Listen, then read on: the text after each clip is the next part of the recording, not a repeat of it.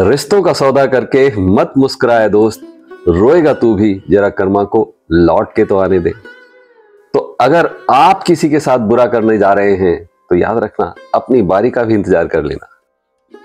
नमस्कार दोस्तों, कर्म और फल ये एक सर्कल की तरह है, जहां से शुरू होता है वहीं जाकर खत्म होता है।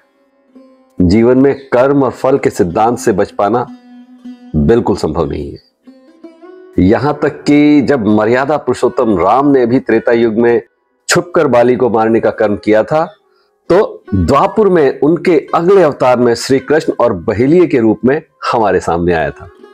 और श्रवण कुमार की मृत्यु का कारण बने दशरथ, उनको भी श्रवण के माता पिता की भांति ही अपने पुत्र वियोग में अंतिम समय गुजारना पड़ा। सुनी है ना आपने ये सभी कथाएं, और क्या आपने निजी रूप से अनुभव किया है? मैं चाहूंगा कि आप जरूर कमेंट करके बताएं।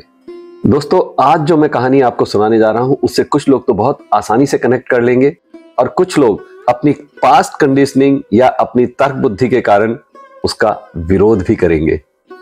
कुछ इसे रिवेंज स्टोरी की तरह देखेंगे या कुदरत की मार कहेंगे, और शायद कुछ लोगों को ऐसा लगेगा कि ऐसे थोड़ा ही होता है, ये पुनर्जन्म जैसा कुछ नहीं होता। और मैं भी ऐसा कुछ स्थापित करने की कोशिश नहीं कर रहा हूं, बस इतना कहना चाह रहा हूं कि हर एक्शन का रिएक्शन होता है। यह विज्ञान सम्मत बात है ना? फिजिक्स का नियम, राइट? हमारे एक्शंस एक एनर्जी हैं और हमारे रिएक्शंस भी एक एनर्जी हैं, यानी वही एनर्जी पलट कर अपना काम करेगी ही, देर या सवेर। ये कहानी मैंने बहुत पहले सुनी थी, कुछ याद थी, कुछ मैंने बना ली है। अब आप तय करते रहिएगा कि यह संभव है या नहीं। मेरे तो चैनल के नाम में ही संभव है। और ये चैनल आपको पसंद आ रहा है तो लाइक करना, कमेंट करना, शेयर एंड सब्सक्राइब करना, इतना तो बनता ही है। तो आप पहले इतना कीजिए और मैं सुनाता हूं आपको ये हैरत अंगेज कहानी। तो कहानी कुछ ऐसी है, बहुत समय पहले की बात है। जी हां, 200-250-300 साल पहले की बात समझ लीजिए, जब हिंदुस्तान में सती प्रथा खत्म नहीं हुई थी। एक गांव में एक जमींदार रहता था, उसके परिवार में उसकी पत्नी थी और एक लड़का था। खुशहाल परिवार था, जमींदार की अच्छी खासी खेती थी, काफी काम था, बहुत बढ़िया दिन गुजर रहे थे। पर फिर एक अकाल योग बना और जमींदार की पत्नी की मृत्यु हो गई। उस समय लड़के की उम्र छोटी ही थी। गांव वालों और रिश्तेदारों के दबाव में आकर जमींदार ने दूसरी शादी कर ली। बहुत आम बात थी उस समय पुरुषों की दूसरी शादी को कर लेना। इनफैक्ट जमींदार लोग तो एक साथ ही कई शादियां करके रखते थे।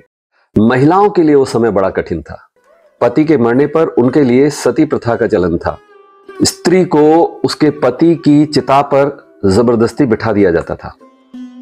खैर, तो जमींदार की दूसरी शादी के बाद उसकी गृहस्थी फिर से चल पड़ी। दूसरी पत्नी से भी उसे एक पुत्र हुआ और वो समय के साथ तेजी से बड़ा होने लगा। पर समय का कुछ ऐसा चक्र कि कुछ वर्षों के बाद ही दूसरी स्त्री का भी देहांत हो गया और अब छोटा बेटा भी बिना मां के रह गया। लेकिन अब जमींदार ने और विवाह नहीं किया, वरना तो तब बुढ़ापे में भी आदमी की शादी बड़े आराम से हो जाया करती थी। अब जमींदार का बड़ा बेटा जो पहली पत्नी से हुआ था, बड़ा होने लगा था, विवाह योग्य हो गया। जमींदार ने अपने बड़े बेटे की शादी करा दी, लेकिन साथ ही जमींदार की अब उम्र हो चली थी। वो धीरे धीरे बीमार और कमजोर रहने लगा और एक दिन उसकी भी मृत्यु हो गई। अब जमींदार का वो छोटा बेटा अपने बड़े भाई के साथ और उसकी पत्नी के साथ रहने लगा, लेकिन उसकी भाभी यानी बड़े भाई की पत्नी उसका ख्याल अच्छे तरीके से नहीं रखती थी।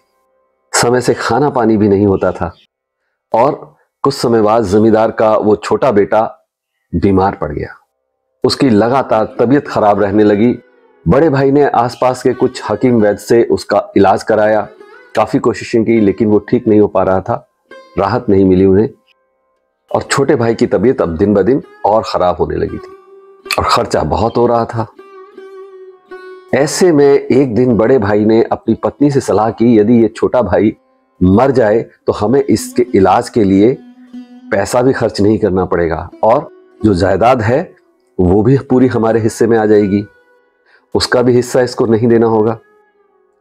तब उसकी पत्नी ने कहा कि क्यों ना किसी वैद्य से बात करके इसको जहर दे दिया जाए, किसी को पता भी नहीं चलेगा, बीमार तो है ही, रिश्तेदारी में शक भी नहीं होगा, गांव वाले भी किसी को नहीं पता चलेगा, सबको लगेगा कि बीमारी में हो गई इसकी मृत्यु।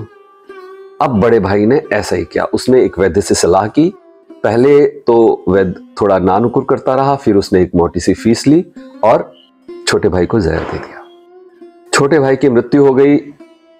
उसके भाई भाभी ने ऊपरी दिखाने के लिए शोक मनाया, उसका अंतिम संस्कार भी अच्छे तरीके से किया, लेकिन मन ही मन में बहुत खुशियां मना रहे थे। चलो अब पूरी जायदाद अपनी, कोई हिस्सा नहीं, बीच के रास्ते का कांट आ गया।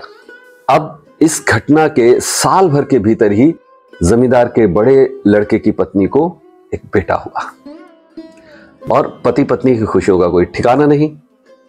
बड़े लाड़ प्यार से उसकी परवरिश की। कुछ वर्षों में लड़का जवान हो गया। उन्होंने लड़के की शादी भी कर दी और शादी के कुछ वर्षों के बाद अचानक से लड़का बीमार पड़ गया। अब माँ बाप ने उसके इलाज के लिए पैसा पानी की तरह बहाया।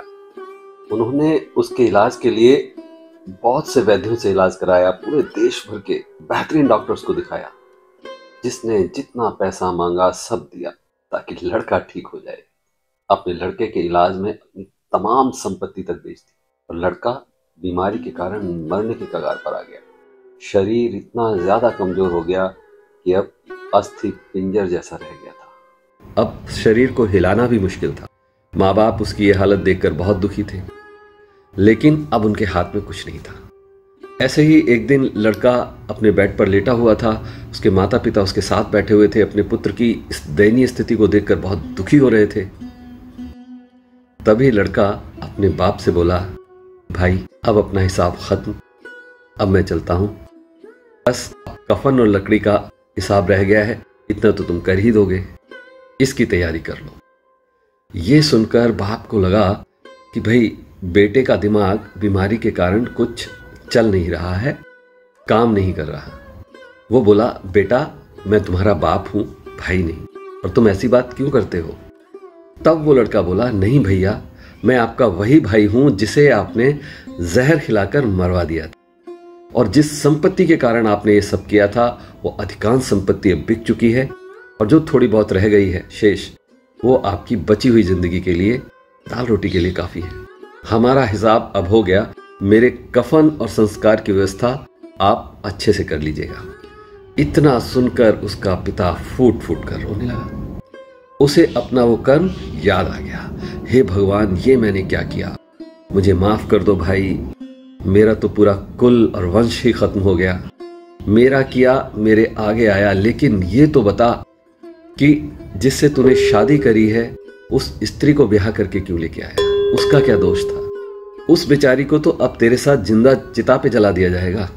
जी हाँ, क्योंकि उस समय सती प्रथा का चलन था। पति के मरने के बाद स्त्रियों को उनकी चिता पर बैठा दिया जाता था, चाहे उनकी मर्जी हो या नहीं। तब वो लड़का बोला कि भैया ये बताओ कि वो वैद्य कहाँ है जिसने मुझे जहर दिया था? तो उसके बाप ने बताया कि वो तुम्हारी मृत्यु के 2-3 साल बाद मर गया था। लड़का बिस्तर पर पड़ा, हल्के से मुस्कुराया और बोला, भैया वो दुष्ट वैद्य यही है, स्त्री का रूप धर के, मेरी पत्नी का रूप धर के आया है, और अब इसे अपने कर्मों की सजा मिलेगी। मेरे मरने पर इसे भी जिंदा जलाया जाएगा। भैया मेरा सारा हिसाब किताब पूरा हुआ। और इतना कह के उस लड़के ने एक हिचकी ली और उसकी गर्दन लुढ़क गई। तो साथियों, क्या मुझे अब भी कुछ कहने की जरूरत है, या ये कहानी अपने आप में सब कुछ बयान कर देती है? और आपने क्या समझा, क्या जाना इस जीवन के उतार चढ़ाव वाली कहानी को सुनकर? है ना सही बात कि कर्म करो तो फल मिलता है, आज नहीं तो कल मिलता है। जितना ज्यादा गहरा कुआं उतना मीठा जल मिलता है। और जीवन के हर कठिन से कठिन प्रश्न का हल जीवन से ही मिलता है। तो अब आपने क्या करना है ये आप तय कीजिए, और हम बहुत जल्द फिर मिलेंगे एक और थॉटफुल यूजफुल वीडियो के साथ। तब तक की प्रैक्टिसिंग, अभ्यास करते रहें, अच्छा सोचें, अच्छा बोलें, अच्छा करते रहें। नमस्कार।